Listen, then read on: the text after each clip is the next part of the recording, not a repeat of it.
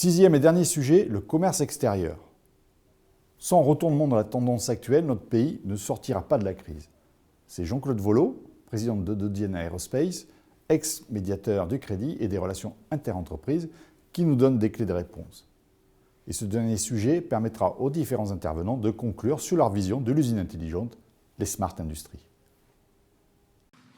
Et tout ça, ça nous permet de faire le pont avec vous, Jean-Claude Vollot, parce que je voulais parler commerce extérieur. Et visiblement, c'est l'une des clés. Pourtant, c'est l'une des courbes qui chute le plus. Quel constat faites-vous et quelles solutions sur le commerce extérieur? Alors déjà, Madame, elle nous a décrit un mode de management horizontal extraordinaire qui conduit au succès, c'est évident, à la différence de tout ce qui se passe dans notre industrie et dans les entreprises françaises, avec depuis 20 ans, pas à pas, un management qui est devenu très verticalisé, où on se préoccupe beaucoup plus de ce que veut le chef que de savoir ce que veulent les gens sur le terrain. Et ça, c'est la réussite, elle est là. Hein. Bon, revenons en fait au commerce extérieur, sujet qui m'a beaucoup passionné ces derniers temps, et sur lequel donc, des chiffres me sont apparus. Le commerce extérieur de la France, c'est à peu près 450 milliards, hein, sur 2000 milliards de produits industriels, de produits intérieurs du pays. 80% de ça, c'est l'industrie. Ce sont des produits industriels. Et on voit bien le rôle capital de l'industrie et que ce combat, je crois que c'est toi Pierre qui rappelait ça, idiot entre services et produits, n'a aucun sens, étant donné que si on veut régler les problèmes du pays, ça passera par l'exportation. Il n'y a pas d'autre solution. Avec mon équipe, nous avions étudié quelle était la réserve de produits et services exportables en France, produits qu'on pourrait exporter. Et on s'est rendu compte, en fait, en recroisant des fichiers de la Banque de France, des douanes et de l'INSEE, que la réserve devait être autour de 250 milliards d'euros, c'est-à-dire 4 fois le déficit. Voilà, on a cette réserve-là, elle n'est pas activée, personne ne s'en occupe, sauf 2 personnes, c'est moi-même et Pierre Gattaz, puisqu'en fait nous avions proposé tout un programme aux précédentes équipes pour dynamiser ça. Parce que ça ne passera pas par une augmentation très importante qui viendrait de la partie du service, mais ça viendra de l'industrie, le règlement de ce sujet majeur pour le pays, parce que moi je pense que le premier sujet du pays, c'est celui-là. Parce que imaginons qu'on résolve ce problème de commerce extérieur de 2 manières. Une manière macroéconomique qui est le traitement de la compétitivité, bien entendu, et une manière microéconomique qui est la dynamisation de la volonté d'exporter. Il y a des exportateurs ici, j'en suis un. Et ça, en fait, voilà un mal typiquement français qu'on peut régler. Mais il y a des méthodes qui s'adaptent pour le faire. Et ce potentiel, il est là, on peut le prendre. Ce matin, nous avons assisté, j'étais avec Henri Lachmann, à un brillant exposé d'un personnage très important de l'État, avec la formation que vous imaginez, haut commis de l'État, très macroéconomiste, il nous a parlé de l'Europe et des pays en difficulté budgétaire, de la France, bien entendu.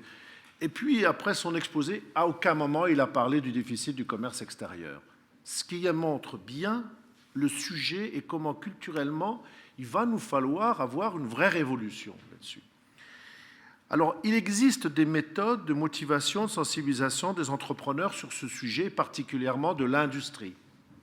Nous avons parlé de ça avec Pierre.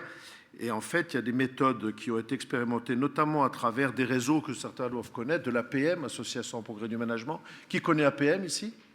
Hein, n'est-ce pas, la meilleure école de... Non, personne ne connaît APM? Si, il y en a qui connaissent. Mais ça fait 15 ans que nous prêchons ça et que je prêche ça, bien entendu. On était proche d'arriver sous la couverture du GFI et Pierre a été complètement convaincu de tout ça. Et puis, malheureusement, il y a eu cette alternance et malgré tout, il faut un petit peu de sous venant des collectivités. Si demain, les entreprises se décident à faire ce programme, évidemment, nous le ferons au sein de nos filières industrielles avec un grand plaisir. Moi, je dois dire que j'estime la mission que je vais remplir, que je dois remplir pour la fin de ma vie professionnelle, c'est celle-là et c'est là que je serai évidemment le plus utile à mon pays. Cette méthode, en quoi consiste-t-elle? Elle consiste évidemment à faire de l'analyse stratégique, en mariant toujours le couple innovation-exportation. On a parlé d'innovation tout à l'heure, il est certain, vous serez tous d'accord là-dessus, et d'ailleurs quand on regarde toutes ces données statistiques, on voit que, évidemment, 85% des innovateurs sont exportateurs. Et donc, c'est bien, on voit bien qu'elle est là. Le couple est là, et c'est là-dessus qu'il faut travailler pour qu'on puisse permettre à notre pays de se récupérer. Je maintiens, en continuant de travailler au plan macroéconomique sur la baisse des coûts, bien sûr, mais dans cette compétitivité, vous voyez qu'il y a aussi une dimension culturelle et de volonté. Le français est trop hexagonal. Il a une vision du marché. Tout à l'heure, tu disais, par exemple, qu'un industriel français, il va regarder ce qu'il peut développer sur son pays, puis ensuite, il va aller le décalquer ailleurs. Si nous regardons les petits pays exportateurs, comme ils n'ont pas de marché intérieur, ils vont l'essayer ailleurs tout de suite. Si nous regardons la génération des nouveaux entrepreneurs français, puisque j'ai eu le bonheur de présider 6 ans l'Agence pour la création d'entreprises, on voit bien qu'ils tout de suite, dans les technologies évoluées, ils sont déjà tout de suite dans leur tête mondialisés. Leur marché, c'est le monde. Et j'ai vu des entreprises industrielles extraordinaires, c'est celles-là qu'il faudrait parler, qui n'ont aucun, qui ont démarré il n'y a pas longtemps, qui ont une croissance rapide et qui n'ont aucun client français. Et je pense que là, il y a un vrai modèle. Leur marché, il est mondial. La nouvelle génération, grâce à Dieu, est dans sa tête déjà très mondialisée, et ça, je pense que c'est très positif pour le futur. Bon, ce projet que nous avons avec Pierre, que nous avions appelé Stratexio, il est toujours dans les bagages et je vois avec plaisir que Nicolas Dufourcq, vous savez tous qui c'est, que c'est le patron de la BPI, est maintenant très, très apôtre de ça, et on parle partout dans toutes ses interventions. J'ai fini par en faire comprendre tout l'intérêt aux nouveaux dirigeants et aux responsables des régions, parce que ça passera par eux. Il nous faut former 400 experts sur ce sujet qui vont aller dans les entreprises pour faire un effet de masse. Et là, on est, dans ce qui m'est très cher, ainsi que mon copain Ricole, sur cette dimension micro-action, macro-effet. Et donc, en fait, on fait du bottom-up. Et qu'enfin, ce pays comprenne l'importance du bottom-up. On l'a fait en médiation du crédit, on l'a fait sur les médiations interentreprises. C'est par la somme des petits succès que nous obtenions un grand succès. Et c'est là-dessus, évidemment, que je me bats actuellement pour arriver à nos fins. Alors là, c'est le côté France et l'Europe, là, en tout ça. On a l'impression que le rêve européen s'est un petit peu envolé, non? Alors, en ce qui me concerne, l'Europe industrielle. Si vous voulez, moi je n'ai pas d'Europe et j'ai le monde, si vous voulez. Sur tous les sujets, j'ai le monde. Nous voyons dans tous les salons où nous allons des petites PME françaises extraordinaires qui ont 25 personnes qui exportent à Los Angeles ou à Pékin.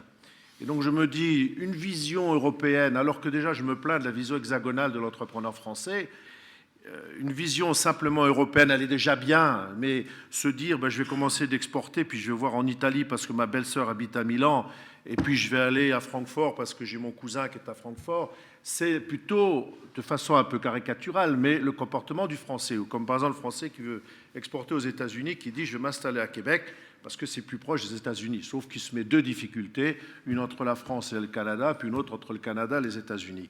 Et donc en fait, il faut passer à cette dimension du marché mondial, quels que soient les produits.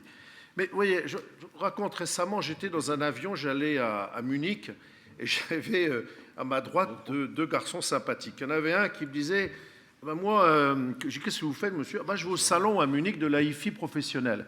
Qu'est-ce que vous faites? Je fais des amplis. Ah, très intéressant.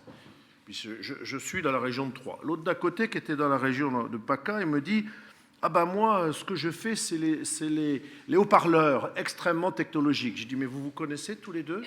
Non. Mais vous êtes exposant au salon? Non. On va voir ce que font les autres.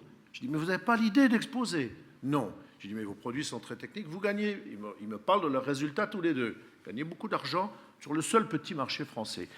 Et donc pour eux, la vie était belle, il y avait le pavillon de banlieue et la BMW placée devant. Et donc voilà, ce problème d'ambition, de responsabilisation, madame, je reviens à ce que vous avez dit, des entrepreneurs français est là. Et ça, ce n'est pas le gouvernement, ce n'est pas les régions qui le feront, c'est nous qui devons le faire.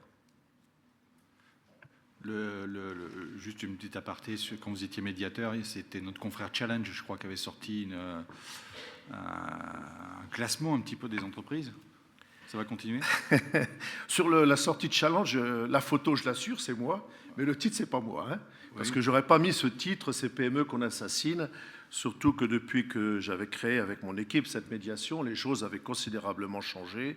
Il y a une prise de conscience de la part des grands groupes, puis des groupes moins grands, et ainsi de suite, qui a été extraordinaire. Il y a eu une vraie participation, et les gens m'ont beaucoup aidé, les présidents, directeurs généraux des grands groupes du CAC 40 notamment ont été très très acteurs, et les choses ont beaucoup changé, vraiment beaucoup changé. Là, une fois de plus, je ne fais pas ni d'angélisme ni de me tête couée. Il y a une vraie dynamique qui s'est créée, qui a été facile à créer. Je ne veux pas dire, moi, Volo, c'est grâce à moi. Non, ça a été facile et il a suffi qu'on en parle. Mais vous savez, les humains, quand ils se débrouillent, il y a deux manières. Quand ils se disputent, il y a deux façons. S'ils ne se parlent jamais, c'est sûr qu'ils vont se disputer encore plus. Mais lorsqu'ils commencent à parler ensemble et s'asseoir autour d'une table, il est évident que l'intelligence commence à venir.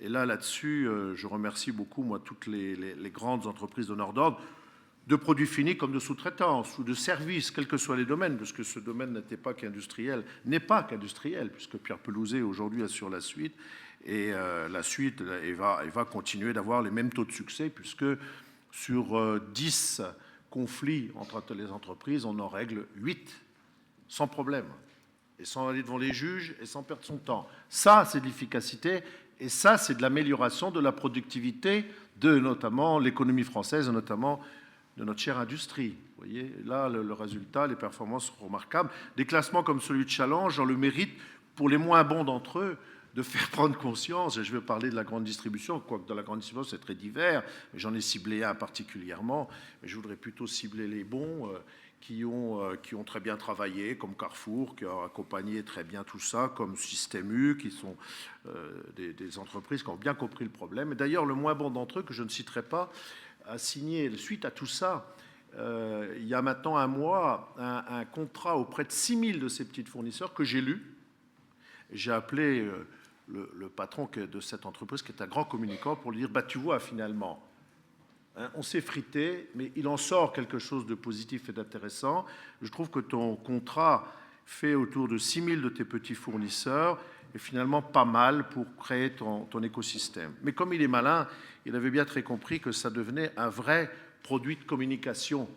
Reprendre derrière sa communication, son marketing, ses ventes, bien sûr. Et je pense qu'effectivement, avoir une bonne relation avec son réseau de fournisseurs, c'est aussi garantir sa compétitivité. J'en suis convaincu. Je voudrais prendre la parole en complément de ce qu'a dit Jean-Claude, et là, entre autres, pour le remercier, je me positionne en tant que patron de PME. Remercier Jean-Claude et également Henri Lachmann, et puis dans son prolongement, Fabrice Brégier, où leur action a été extrêmement nécessaire dans ce cadre de règlement de litige, lorsque malheureusement il se présente. C'est d'avoir mis en place, grâce à l'action de Jean-Claude et à l'action d'Henri sur Pacte PME, des dispositions qui font qu'aujourd'hui, de plus en plus, les grands groupes signataires de Pacte PME émettent des appels d'offres vers les PME en mettant d'entrée de jeu leur médiateur interne.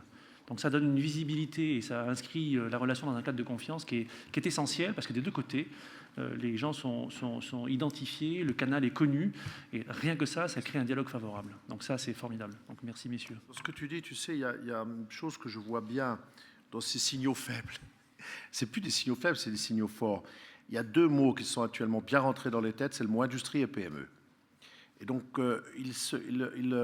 on voit apparaître de plus en plus de dispositions en faveur des PME. J'ai dit récemment, il n'y a pas besoin de faire un système européen des PME, comme on dit tout souvent en voulant copier les systèmes américains. Pourquoi ? Parce qu'il y a beaucoup de dispositions, d'actions, de soutien, même de la part des élus politiques, qui vont vers ça, parce que ça fait partie d'un vrai élan sociologique, d'une vraie modification de la société, y compris pour l'industrie. C'est en ça que je suis optimiste. Parce que quand on rame contre le courant, on sait bien qu'on n'arrive pas. Mais je crois que là, on est en train de ramer dans le sens du courant, que le courant a basculé dans le sens que nous espérons tous. Je pense qu'on est sur ce bon moment. Alors, on va finir par peut-être quelques questions. Très vite. Lorsque vous parlez des PME, je dis il faut faire attention parce qu'il y a un seuil qui est toujours déterminé, qui est 250 salariés. Je pense qu'il y a les souris, les gazelles et les éléphants. On s'occupe beaucoup des PME et des TPE, on s'occupe beaucoup des éléphants, mais entre les deux, il y a les gazelles et elles sont nombreuses. Et c'est quand même des entreprises souvent patrimoniales, indépendantes, et qui sont un flambeau. Et quand on est souris, on a envie de devenir une gazelle. Et il ne faut pas décourager les PME de devenir demain des entreprises intermédiaires. Et je pense qu'il y a véritablement cette préoccupation de taille et d'entreprises intermédiaires que, me semble-t-il, vous aviez commencé à prendre et que vous avez peut-être pris, voilà, et qu'il faudrait aussi développer, parce que dans l'industrie, il y en a beaucoup. Dans la LME, quand la LME a été faite avec Christine Lagarde, on a fait rentrer, et avec l'aide évidemment de Papagatas, qui est un homme extraordinaire, c'est un de mes pères spirituels, cette notion-là, puisque moi je suis une entreprise patrimoniale, et le mot ETI est apparu. Voyez-vous, le mot ETI est apparu. Ça a été quelque chose de formidable pour vous dire que quand même, le sens historique majeur, la portante lourde, elle est quand même dans le bon sens. Parce qu'en plus, il y a une vraie nécessité. Si on ne fait pas ça, le pays va crever, c'est clair. Donc on est obligé, il y a une prise de conscience là-dessus, à part, je vous répéterai, de quelques écolos excités à caractère trotskiste. Je crois que sur les ETI françaises, il faut toujours rappeler qu'il y en a 12 500 en Allemagne, d'ETI patrimoniales, enfin ETI de taille 250 jusqu'à 5 000 personnes, et qu'il n'y en a que 4 700 en France. Et on voit qu'il y a un écart de 3 fois moins d'ETI.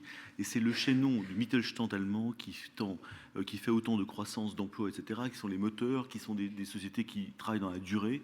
Et je crois que c'est ce qui nous manque, et je rejoins sur le même débat, mais je crois qu'on est tout à fait alignés. Il faut que les PME deviennent des ETI et que les ETI ne cherchent pas à se vendre ou désespérer par des tas d'un environnement qui est malsain. Et je crois que ça fait 30 ans que ça dure. L'ETI allemande, ça fait 30 ans qu'ils ont des projets qui sont dans les écosystèmes, qu'il y a cette confiance dont on a parlé, qu'ils exportent, qu'ils ont une réflexion dans la durée sur un environnement qui est fait pour eux.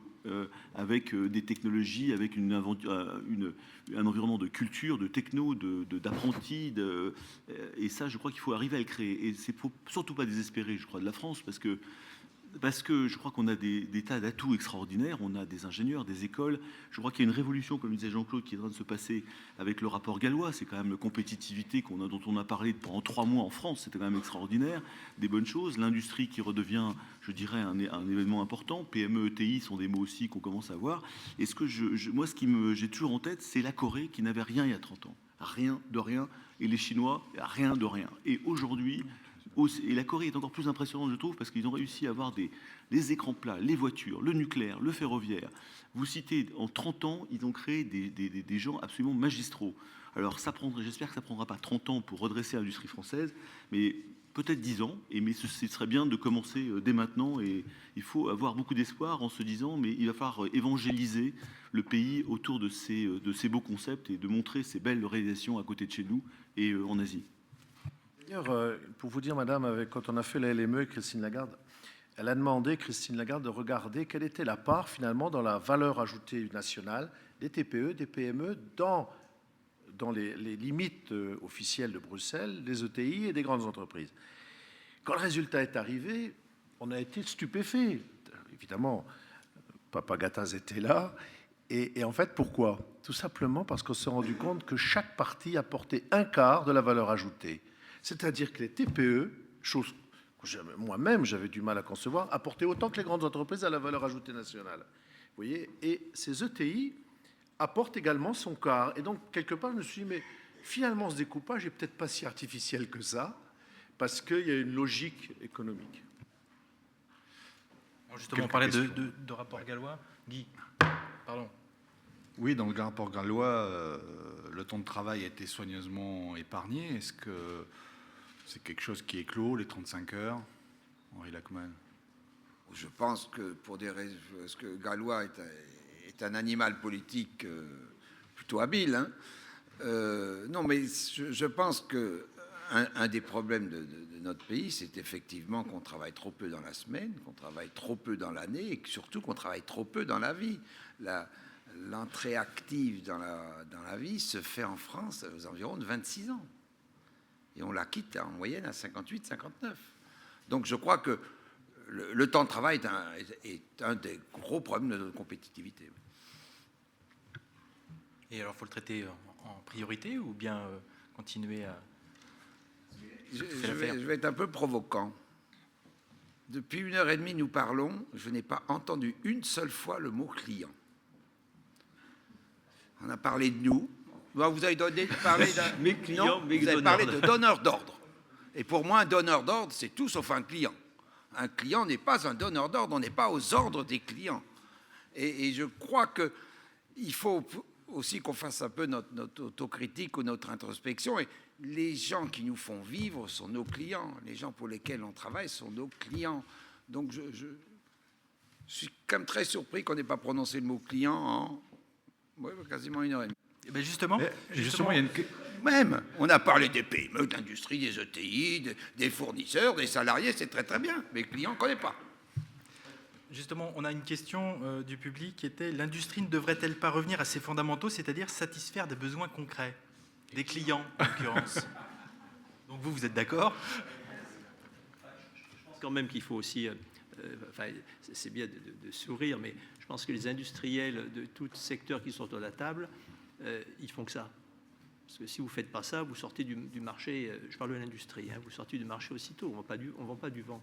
On vend un produit et des services, ou des services à des clients, que dans certains études on appelle donneurs d'ordre, je m'en excuse, mais je crois que c'est ça le moteur. Et il faut aussi comprendre quelle est l'évolution de leur demande. Nous, dans le domaine d'ingénierie, on travaille que dans le B2B, c'est-à-dire que nos clients, ce sont des industriels. Eh bien, le client industriel a des évolutions de demande à travers le temps. Initialement, dans le domaine ingénieur, c'était ce que j'appelle de la sous-traitance, c'est-à-dire essentiellement de capacité, c'est-à-dire qu'il manquait des ingénieurs et des techniciens, on les achetait, on les louait. Bon. Mais ce modèle qui représentait l'essentiel il y a encore 6-7 ans de l'activité d'ingénierie sous-traitée a basculé. Maintenant, il y a 60% de l'activité d'ingénierie qui est sur projet à forfait. C'est un gros basculement. C'est-à-dire que là, il y a vraiment un transfert de responsabilité du client vers son sous-traitant partenaire. Je crois que ça, c'est quelque chose qui est très marquant dans nos métiers. C'est quelque chose qui nous amène doucement vers le modèle allemand dont on parlait, où il y a vraiment une segmentation bien claire, avec responsabilité bien identifiée, dans une chaîne de création de valeur. Donc on est passé de, je dirais, 40% au forfait il y a 5 ans à 60%. Et cette proportion va continuer à croître pour le forfait, décroître pour la science technique. Pourquoi? Parce que le modèle d'innovation partagée, dans ce cas-là, elle est partagée avec un co-traitant, sous-traitant, mais elle peut être partagée entre entreprises, est quelque chose qui se développe dans des segments industriels où ça n'existait pas par le passé. Voilà, c'est ça qui est une tendance de l'industrie automobile, aéronautique, ferroviaire. L'aéronautique est très marquée par ce genre déjà de segmentation de valeur ajoutée, enfin très marquée, très structurée. C'est même probablement l'une des plus structurées dans ce domaine-là. Alors, je voudrais préciser, j'ai eu à traiter une grosse médiation entre toutes les grandes entreprises françaises et moins grandes d'ingénierie et leurs clients. T'es content, Henri? Leurs clients. Parce qu'en fait, il y avait une incompréhension, il y avait une difficulté. C'est là que j'ai appris un truc inouï pour voir une conséquence, ce que peut être la conséquence d'une décision politique malheureuse, c'est que ce métier en France s'est énormément développé lorsqu'il y a eu l'autorisation administrative de licenciement. Et donc, il y a beaucoup de grands donneurs d'ordre qui ont délégué à des entreprises qui ont eu une croissance folle, mais qu'est-ce qu'on a fait? On leur a acheté de l'heure. Et ça a été terrible, initialement. Au lieu de leur acheter, en fait, une compétence, du produit totalement étudié. Et donc, aujourd'hui, on est en train de rattraper ce retard qui fait qu'on en a fait un métier très noble, un métier de matière grise. On avait fait un métier, un vulgarus métier d'intérim de matière grise. C'était ça, en gros. Mais c'est en train de se corriger. Juste pour compléter, on est passé d'une capacité sous-traitée à un marché de compétences accumulées. Et le marché de l'ingénierie de demain, c'est de la compétence accumulée, cristallisée dans des équipes, dans des savoir-faire, des entreprises qui le mettent à disposition de leurs clients. Et quand ça marche bien, les clients le savent et savent où aller chercher la compétence, qui sera une compétence de structure mécanique particulière, de finition industrielle particulière, d'optimisation d'implantation d'usines. C'est ça que j'appelle un savoir-faire accumulé. C'est-à-dire des entreprises qui ont fait ça tellement de fois pour plusieurs clients dans plusieurs environnements, elles ont accumulé ce savoir et qu'elles peuvent le répliquer dans l'innovation d'entreprises qui en ont besoin à un moment donné. Et ça, c'est le passage de l'assistance technique au projet. C'est ça, c'est la capacité vers le savoir-faire. Pour en revenir aux produits et aux clients, question à ceux qui font de l'export. Comment les produits français sont-ils appréciés à l'étranger? Et ça sera la dernière question. Si vous permettez, je voudrais bien finir cette notion de client. Dans l'agroalimentaire, nous avons quand même une spécificité. On a des produits éphémères et qui se consomment. Donc nous avons des contacts avec nos clients. La difficulté pour nous, c'est de ne pas être dépendant d'un seul ou de deux clients. La règle, si vous voulez, dans les entreprises qui vont bien, c'est de dire 33, 33, 33. Excusez-moi, c'est 33 docteurs, c'est pas ça. C'est 33% grande distribution, 33% autres réseaux, c'est-à-dire PAI, produits à destination de la transformation industrielle ou restauration collective ou home service ou autre, et 33% à l'international. Une entreprise se porte bien quand elle est à ce niveau-là et quand à l'intérieur de ça. Et qu'est-ce que ça lui apporte de surcroît ? Derrière moi, il y a le président de la FEF, je pense que c'est pas lui qui me contredira, mais qu'est-ce que ça lui apporte en plus à cette entreprise ? Ça lui apporte une écoute de son marché et une obligation d'adaptabilité. C'est-à-dire qu'on est toujours obligé, nous, quand on exporte au Japon, on ne va pas forcément exporter la même gavotte au Japon, ou moi, quand je faisais du canard, j'exportais pas du tout le même magret de canard découpé de la même manière au Japon que j'exportais aux Norvégiens, parce que leur recherche n'était pas la même. Et il faut s'adapter. Et cette notion d'adaptabilité, et trop souvent, on a tendance à penser que l'innovation, c'est simplement le Rafale ou le Concorde. Eh bien non, l'innovation, c'est aussi la capacité, la souplesse d'une entreprise à s'adapter. Alors, madame, et le client, on l'écoute beaucoup. En exportation, le premier service qu'il faut dans une PME qui veut démarrer, c'est un petit service d'adaptation produit au marché dans lequel il va aller. C'est ce que je préconise tout le temps. Tout à fait, vous avez. Je voudrais également faire un petit commentaire sur ce qui a été dit sur finalement le transfert de compétences vers, on va dire, les intégrateurs. Je vais appeler ça les intégrateurs. On s'interroge beaucoup au comité Richelieu sur ce sujet-là, parce que ce qu'on craint, c'est que finalement, les intégrateurs concentrent effectivement toute la capacité d'ingénierie des grands donneurs d'ordre qui ne sont plus à l'écoute finalement de ce que les PME innovantes peuvent apporter directement en valeur ajoutée dans leurs offres à concevoir. Si les intégrateurs ne sont pas eux-mêmes autant perméables à l'innovation apportée par les PME innovantes, c'est autant qu'il ne percolera pas chez les industriels qui vont délivrer les produits et les services. Et là, on a un grand problème. Et je vais juste l'illustrer par un propos qui est tout simple. C'est un grand donneur d'ordre qui va demander à son intégrateur de faire remonter un peu d'innovation. L'intégrateur prendra 20, 30, 40% de marge sur l'innovation qu'une PME devra ou souhaitera apporter. Ça, c'est bloquant. Alors là, il faudrait réfléchir à ce qu'au moins sur des premiers contrats d'innovation, intégrateur plus PME innovante, il y a des dispositions particulières qui fassent qu'on ait une mise... C'est ce que d'ailleurs Jean-Yves Le Drian a proposé dans le cadre de Pacte Défense PME, c'est d'arrêter une relation donneur d'ordre rang 1 sous-traitant, mais de mettre une triangulaire de façon à mettre tout le monde autour de la table et à bavarder ensemble, en particulier pour faire remonter les innovations. Voilà, là, on s'interroge et on essaiera de sortir un petit peu des analyses là-dessus et des choses concrètes. Écoutez, je vous remercie. Je lis le dernier petit mot qui nous est arrivé. Quel était le thème du débat ? Tournez la page.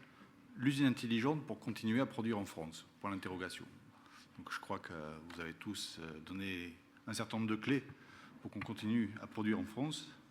Monsieur Gattaz. Oui, je voudrais juste finir quelque chose avec les produits allemands. On a des micros Bosch, merveilleuse boîte allemande. Ce que je vois, c'est que par rapport aux Allemands, il ne faut pas oublier l'excellence opérationnelle, c'est-à-dire fabriquer des bons produits au bon prix, à l'heure. Et ça, c'est très important parce qu'on a un débat toujours très français, innovation, mais c'est merveilleux parce qu'il faut se distinguer. Les Allemands ont réussi quelque chose de fantastique, c'est qu'ils ont non seulement l'innovation, ils savent fabriquer, ce qui donne des Audi, des BMW, et le Made in Germany, y compris en Chine. Les Chinois sont fiers d'avoir une Audi fabriquée en Allemagne, 20% plus cher que le prix moyen. Je pense que l'usine du futur français, c'est une usine qui permettra aussi de respecter non seulement l'innovation, mais derrière de bétonner les process, excusez-moi ce mot, mais l'excellence opérationnelle, les procédés, c'est fondamental. Et l'automatisation, la robotisation permet de faire de la qualité. On est très sous-investi en automatisation, en robots en France, même par rapport aux Italiens. Je crois que là il faut qu'on progresse, parce qu'il ne s'agit pas... L'innovation, c'est merveilleux et c'est une de nos grandes forces, mais encore faut-il passer de l'idée jusqu'au produit à livrer à l'heure qui marche bien. Et c'est une des clés de l'exportation. Parce que vous allez à l'exportation et des produits qui sont mal foutus, qui ne sont pas à l'heure, c'est catastrophe. Et je crois que ça, c'est un point très important pour l'industrie française de demain aussi. Écoutez, je vous remercie tous d'avoir participé à ce débat. Nous avons dépassé le temps de plus de 20 minutes. Donc merci à tous et merci au public.